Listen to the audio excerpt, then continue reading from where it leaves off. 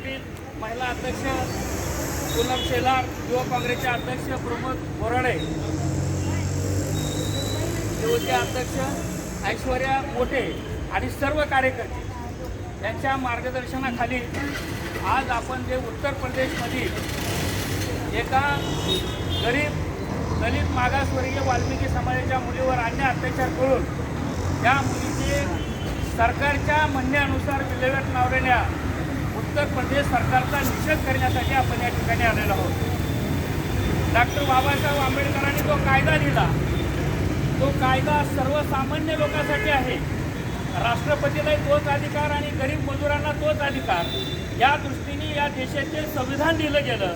परंतु उत्तर प्रदेश सरकार आणि बिहार सरकार हे कायदा राबवण्यास असमर्थ ठरलेले आहेत। कायदा फार चांगला आहे, पण राबवणारे हे हलकट नालायक असल्यामुळे अशा गोरगरीब लोकांना जीवानिशी जावं लागतंय।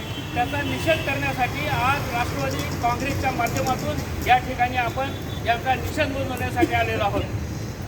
ज्या वेळेला ही मुलगी गरीब होती तिचा रात्री 2 वाजता अंत्यसंस्कार करण्यात आला, परंतु एका कंगना या नटीनं काहीतरी बोलली, तिच्या पाठीमागं अख्खा देश उभा राहिला, अख्खा भाजप उभं राहिला, भाजपाचे प्रवक्ते उभं राहिले, सरकार उभं राहिलं, केंद्र सरकार।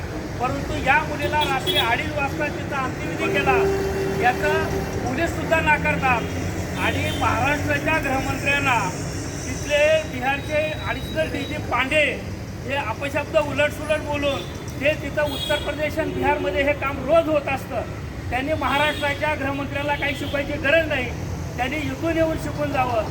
त्यांनी परत अशा घटना होऊ नये आणि आरोपींना कडकपणे अतिशय कडक अशी शिक्षा करावी, त्यांना फाशी दिली पाहिजे। खरं तर यासाठी सर्व समाज, बहुजन समाज, दलित समाज, वाल्मिकी समाज या सर्वांनी एकत्र येऊन या झुंडशाही विरुद्ध, ही लोकशाही नाही झुंडशाही आहे, या झुंडशाहीवरून आपण लढलं पाहिजे।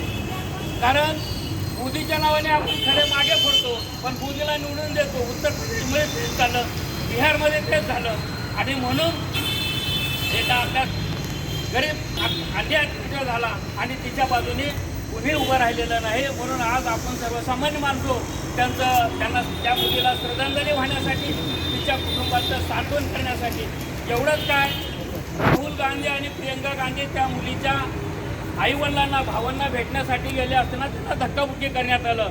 इतकी दादागिरी उत्तर प्रदेश सरकारची आहे आणि अशी दादागिरी आपल्या संविधानात कुठेही लिहिलेली नाही। ज्याला त्याला जरी अधिकारी असेल त्याला कायद्याच्या चौकटी